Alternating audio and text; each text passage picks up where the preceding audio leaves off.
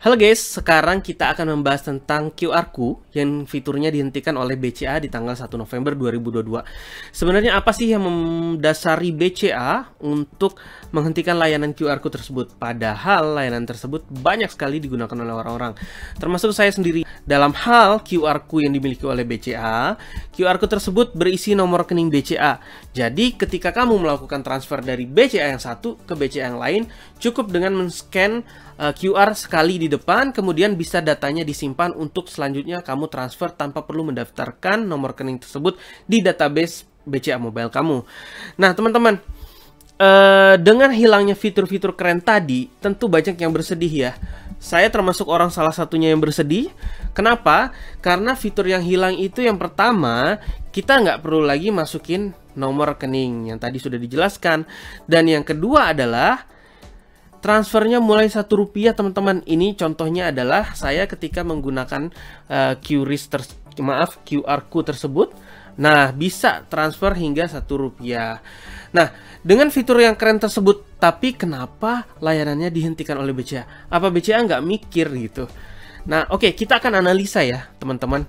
Sebenarnya, menurut saya, pendapat saya, analisa saya, QR Code tersebut muncul jauh sebelum adanya kris. Jadi kenapa dengan setelah terbitnya kris, QR Code dipertimbangkan untuk dihentikan oleh si perusahaan, dalam hal ini BCA. Nah teman-teman, setelah itu saya mencari dan ternyata QR Code launchingnya di tanggal 5 November 2018. Artinya nanti teman-teman lihat sebenarnya yes, kris baru launching di tanggal 17 Agustus 2019. Jadi ada jeda hampir kurang lebih 1 tahun ketika QR Code diluncurkan. Nah teman-teman, seperti itu. Baik, sekarang analisa hal yang diduga mendasari munculnya QR Code itu apa? Jadi teman-teman, pada tahun 2018 BCA cukup merajai market share dari edisi, di mana BCA memiliki edisi 500.000 edisi atau Electronic Data Capture, mesin gesek kalau bahasa Indonesia yang gampang diterimanya, itu lebih dari 500.000 pieces seluruh Indonesia. Dan merchant yang sudah bekerja sama sebanyak 400.000 pieces. Hal itu menjadikan BCA menjadi bank transaksional yang memang sampai saat ini juga terbukti ya teman-teman. Jadi setiap belanja, kamu ada pakai BCA nggak? Belanja pakai mesin BCA, belanja pakai kartu BCA, seperti itu. Nah guys, di tahun 2018 tersebut, edisi-edisi ini jumlahnya sangat banyak. Dan sesaat setelahnya diterbitkan namanya GPN atau Gerbang Pembayaran Nasional. Kalau biasanya kita kenal Mastercard, Visa, dan lain-lain, itu merupakan jaringan kartu yang dimiliki oleh luar negeri. Atas dasar hal tersebut, Bank Indonesia berinisiasi untuk membentuk suatu jaringan pembayaran di Indonesia agar uang kita itu tidak keluar lagi ke luar negeri. Seperti itu guys. Nah, yang membuat biaya BCA yang awalnya 0%, ketika kamu belanja tidak ada dikenakan biaya, dan tokonya juga menerima tidak ada biaya potongan biaya.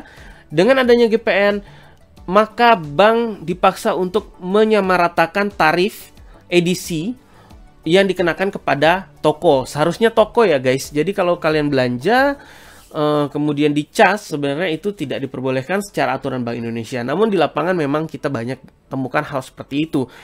Oke. Nah, kemudian saat sebelum GPN diluncurkan, ketika kamu belanja menggunakan kartu debit BCA, maka kamu sebagai nasabah BCA dan pembeli dari toko tersebut cukup mengeluarkan kartu debit BCA dan toko tersebut akan men-swipe, menggesek atau mendip, memasukkan ke dalam mesin edisi tersebut dan menginput nominal yang kamu belanjakan. Nah, esok harinya toko akan mendapatkan nominal tersebut. Jadi kalau kamu belanja 100.000, maka toko akan mendapatkan Rp100.000. Namun, setelah munculnya GPN tersebut, toko akan dikurangi dengan biaya merchant discount rate namanya 0,15% sesama bank. Jadi kalau kartu debit BCA dengan menggunakan mesin edisi BCA, biayanya 0,15%. Oke, kita simulasikan 100.000 yang diterima toko adalah Rp99.850. Nah, oke teman-teman. Sekarang aku akan merangkum timeline perkembangan dari layanan keuangan yang ada di Indonesia. Yang pertama tadi, yaitu tarif edisi 0,15% berlaku di 6 Januari 2018. Jadi catat awal tahun 2018. Kemudian muncullah QR-ku di tanggal 5 November 2018. Jadi kalau tadi awal tahun, nah ini sekitar akhir tahun BCA mengeluarkan fitur QR-ku. Nah, kemudian Kris baru muncul di tanggal 17 Agustus 2019, teman-teman. Jadi memang dari analisa kita bahwa QR-ku muncul diinisiasi karena adanya pergeseran biaya dari kartu debit untuk digesekkan, sehingga dimunculkanlah QR-ku agar toko-toko bisa menerima dana dari BCA menggunakan fitur QR-ku dengan biaya 0% seperti itu. Nah, lantas atas hilangnya QR-ku tersebut, apakah hal tersebut membuat BCA tidak bisa membayar menggunakan QR lagi? Nah, teman-teman, tidak seperti itu. Oke, kita intip dulu komentar-komentar dari netizen-netizen di Twitternya BCA. Nah, ini ada satu netizen, Helena, yang menyatakan bahwa ada biaya-biaya di Kris seperti itu. Akhirnya kena fee deh, jadi nasabah yang merasa dirugikan. Namun hal ini dibantah oleh BCA karena sebenarnya yang menjadi atau yang dikenakan biayanya adalah si tokonya, bukan pembeli. Dan itu peraturan yang diterbitkan oleh Bank Indonesia. Kemudian ada netizen yang memang biasanya rutin menggunakan QR tersebut. Jadi dia berkomentar, gaje, padahal lebih memudahkan transfer pada QR pada saat lupa bawa ATM. Emang sih bisa transfer manual, tapi ya lebih mudah pakai QR gitu kan. Tetap aja BCA membalasnya bahwa hal tersebut merupakan kebijakan BCA untuk mendukung Kris. Baik, yang ketiga ada netizen solutif, nah teman-teman. Harusnya fitur QR-ku disinergikan dengan Kris standar nasional, bukan malah dihilangkan.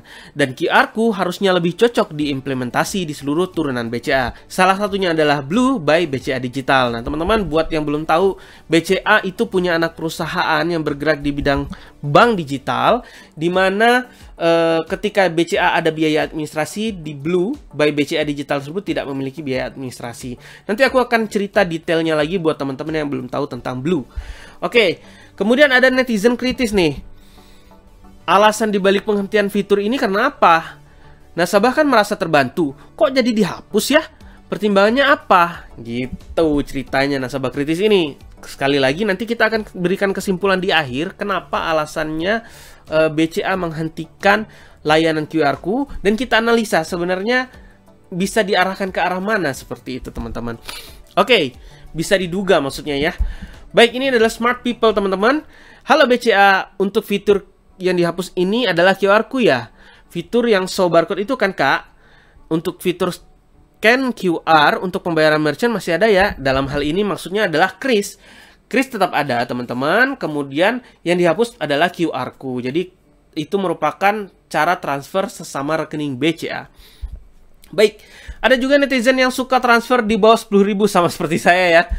Tadi saya sudah contohin Rp1. Nah, dari no name, kenapa fitur bagus gini mau dihilangkan? Padahal memudahkan untuk transfer antar BCA tanpa input nomor rekening dan bisa di bawah 10.000. Kenapa woi?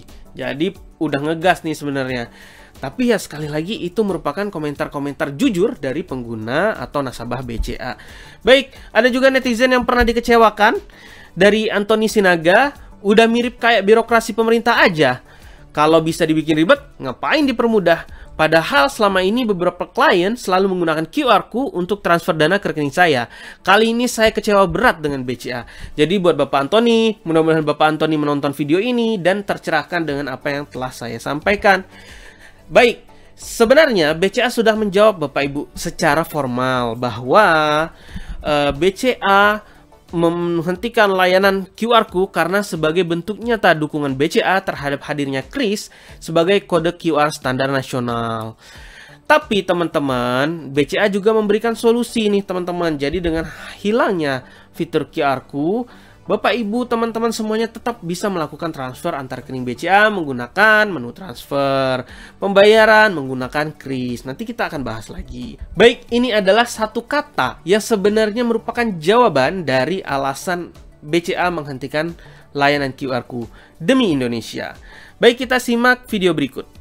Dengan mengucap Bismillahirrahmanirrahim, gerakan demi Indonesia saya nyatakan dibuka hari ini. Nah guys, gerakan demi Indonesia merupakan gerakan yang diinisiasi oleh Detik.com, Juragan 99, GoTo, dan lain-lain ya. Nah ini merupakan semangat untuk memberikan apapun sumbangsih yang bisa kita berikan kepada negara ini. Indonesia akan mendapatkan bonus demografi di mana penduduk produktifnya jumlahnya sangat banyak dibandingkan penduduk-penduduk non-produktif atau seperti bayi maupun usia tua. Jadi teman-teman, gerakan Demi Indonesia ini adalah gerakan yang menginisiasi teman-teman muda, teman-teman produktif untuk memberikan kontribusi positif terhadap bangsa ini. Dalam hal ini, BCA mungkin akan mengatakan hal yang sama ketika mereka melakukan penghentian layanan QR karena sudah ada KRIS sebagai QR standar nasional. Baik, untuk teknisnya Bapak Ibu, Bank Indonesia sendiri inginnya layanan keuangan itu dirasakan secara inklusif atau bersifat inklusif. Inklusif itu apa? Inklusif adalah lawan kata dari eksklusif. Eksklusif ini seperti apa? Paling simpelnya seperti ini Bapak Ibu. Ketika nasabah BCA melakukan transfer menggunakan QR-ku ke rekening BCA yang lain, maka proses tersebut adalah proses eksklusif, hanya bisa dirasakan oleh nasabah-nasabah BCA.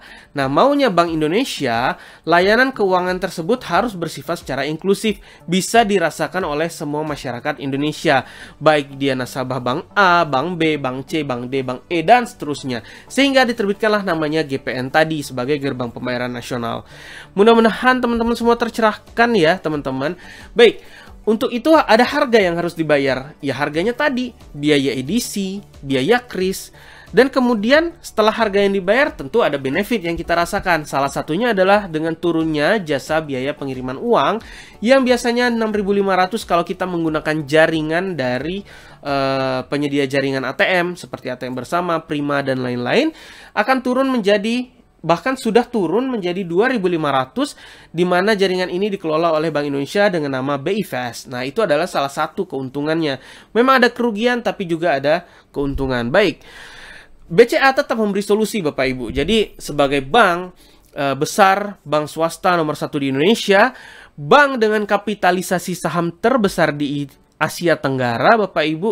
Jadi BCA ini sudah termasuk bank level Asia Tenggara, bahkan di level dunia ya. Baik, untuk transfer Bapak Ibu tetap bisa menggunakan menu transfer.